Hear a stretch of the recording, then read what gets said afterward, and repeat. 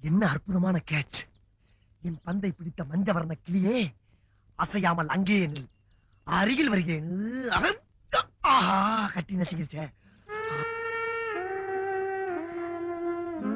எங்கிருந்தோ வந்த நீங்க என் பந்தை அருமையா கேட்ச் பண்ணீங்க. நீங்களும் நல்லாவே பேட் பண்ணீங்க. Thank you madam, thank you. No mention. ஆமா, நீங்க? நான் இந்த கிராமத்து ஸ்கூலுக்கு பிடி டீச்சரா வந்திருக்கேன். அப்படின்னா?